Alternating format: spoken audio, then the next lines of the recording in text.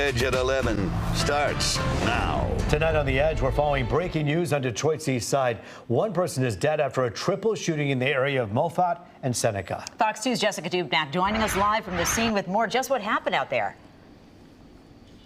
Well, I got to tell you, this is pretty incredible. We're told that possibly upwards of 100 shots were fired. Now, we're winding back to a little bit ago when they were dozens of people were celebrating a repass, a funeral, a celebration of life here on Detroit's west side at Moffat and Seneca. Right behind me, actually. We can't see the park where they were at, but beyond me, all kinds of evidence markers. We're told that apparently as this celebration of life was going on earlier today, a car pulled up and unloaded gunfire into the crowd. We're told that 3 people were shot. A male victim in his 30s has died from gunshot wounds that he suffered out here earlier today. 2 women were also shot. We're told they are in temporary serious condition at this point. Now, Detroit police saying that they are looking for a vehicle in connection to this shooting, a burgundy Chrysler 200 or 300. It's unclear exactly what make, but definitely a Chrysler, a burgundy Chrysler.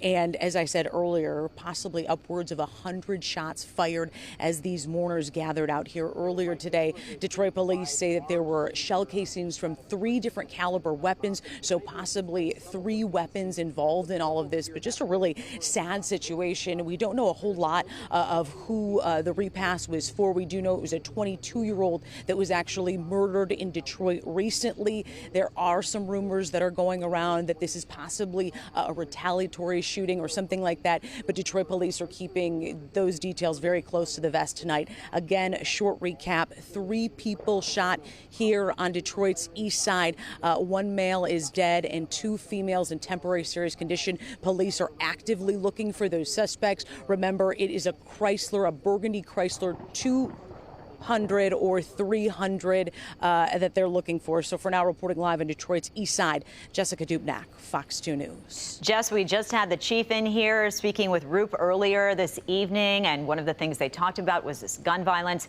and stiffer penalties for this. Jess, you hear 100 shots possibly fired, and it's incredible to think that only 3 people were hit.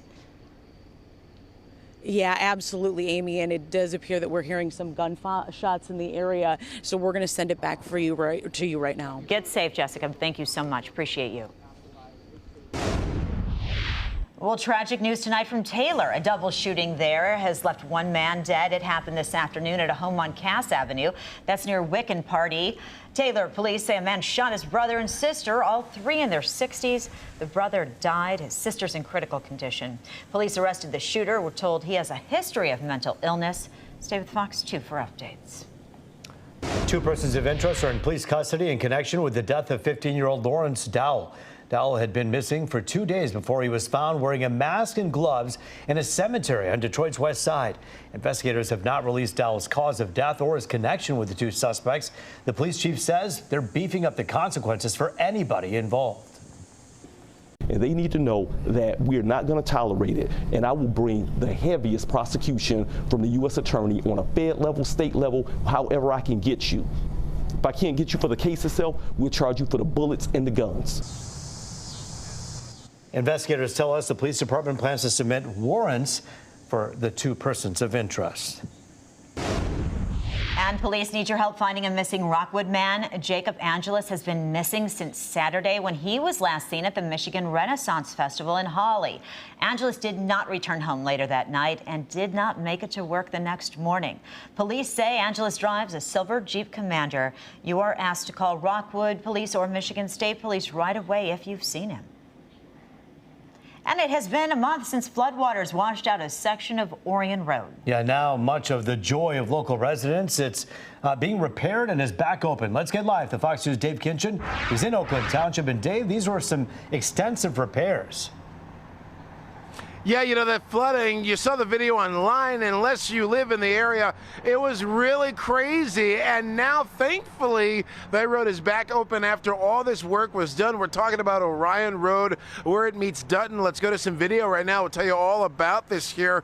And the Oakland County Road Commission says it finished its work 1 month after rushing waters tore away chunks of road and wrecked several utility lines underneath. Again, this is Orion Road, where it meets Dutton right there on the border of Rochester Hills and Oakland Township. Those storms roared through on July 16th. The Road Commission says Consumers Energy had to shut off the gas line. The water had to be repaired. The water line had to be fixed and moved, and a fiber optic line had to be fixed too. The Road Commission says it had to backfill the road, and then they had a contractor restore the pavement before consumers installed a new gas line. Now, with all that work, naturally, we went to work for you and asking the question to the Road Commission: what happens if that area floods again?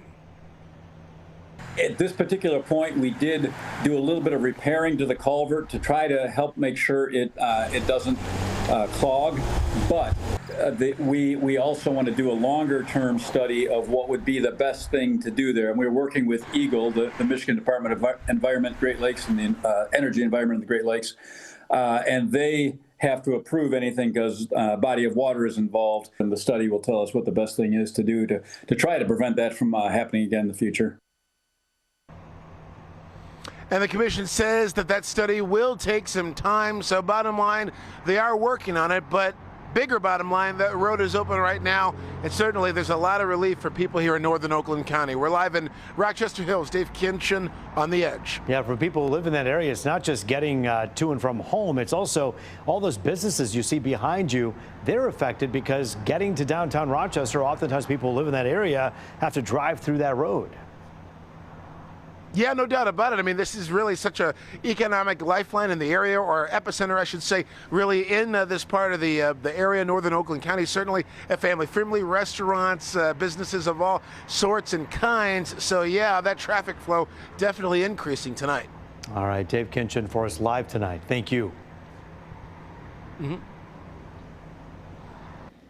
Well, now to this story. Hundreds of activists protesting in Belleville today. The group doesn't want a landfill to expand in Van Buren Township. Right now, the site is 115 feet high. However, the proposed expansion would double the capacity of the landfill. Community members weren't the only ones on the picket line. Both state and congressional leaders making their voices heard, too. Is it even our waste? No! Do we want it here? No! Republicans come to those meetings and they complain. Okay, quit. I'm sorry, take my language back. Quit saying you want change and help us bring about that change. Well, the Michigan Department of Environment, Great Lakes and Energy, or EGLE, released a statement saying it is legally obligated to issue a permit if the application meets the requirements set forth by the law. So will the law be changed? They'll make a decision on the proposed expansion by September 18th.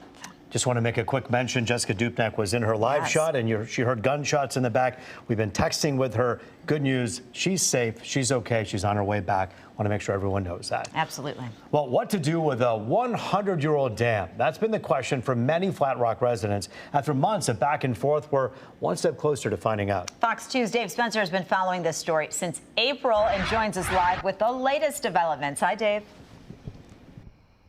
Hi, Amy. Yeah, if you ask the people who live here on Huron River Drive, there's no debate. They want this. Save Flat Rock Dam at the link to Metro Parks' current projects there. That's because the Huron-Clinton Metro Parks are the one that ultimately own the dam, and they will decide what to do with that 100-year-old dam. Should they just do nothing and leave it as it is? Obviously, that has its own issues when you're talking about infrastructure that's 100 years old, and if it was to fail, that would be catastrophic. Or do they spend millions of dollars replacing the dam? Obviously, that has its own set of problems, but either way, the Huron-Clinton Metro Park recently commissioned a study which laid out a bunch of options, ranging from, as I mentioned, doing nothing, the least expensive choice, or outright removal of the dam, which would cost around $37 million.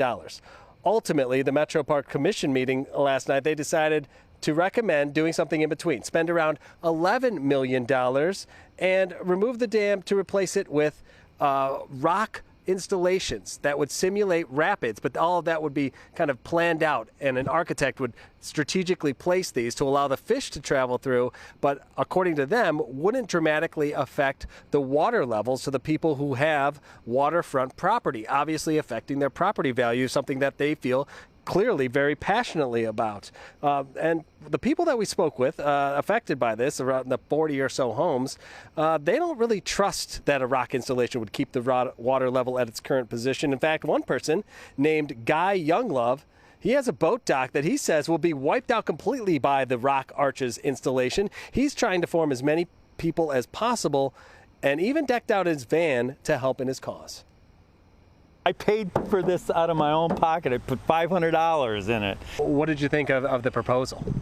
I don't like it. Why? I think they couldn't tell me how far up the rock pile is going to come up. And I'm the 7th or 8th house, I think, from the dam. Okay. And they're going to fill all that in, and my boat ramp's going to be unusable. The people closer to the dam are going to be in worse shape. That's where that portage trail is going to be. It's just their lack of information. They couldn't tell me some specifics on how far upstream that rock pile is going to go. Yeah, speaking of specifics, $11 million that project, if they decided to go that route, that would be paid through federal and state grants. So that wouldn't really fall on many of the taxpayers here, theoretically. That would be grant money that the Metro Parks have access to. They are set to vote on this issue at their September 11th meeting. So if you do want to reach out to the Metro Parks and let them know how you feel on the issue, you have some time to do that. Reporting live in Flat Rock, Dave Spencer on The Edge. Dave, I'm sure that's probably a pretty popular spot also for people who don't live on the dam to come in and fish or kayak or what have you. 100%. When I was back out here in April, it was lined just south of the dam there of people fishing, and they were pulling out big fish. So this is a popular place for even today at the park, there was dozens of people out there enjoying the day. I mean, this brings tourism, this brings people to the area, but most importantly, it's the people who live here and have been here for years that just want to ensure that whatever happens, they know something must happen, that their way of life isn't going to be changed dramatically. And they also want to protect the wildlife in the area as well. Absolutely, definitely. Well, thank you so much, Dave. We know you'll be staying on top of it. Appreciate you. I'm meteorologist Rick Schluterman. Showers and storms from Grand Rapids down to St. Joe and Benton Harbor slowly working to the east. So we will see a couple of showers around daybreak and some spotty storms tomorrow. Then a long stretch of nice weather into the weekend. We'll check it for you in detail after the break.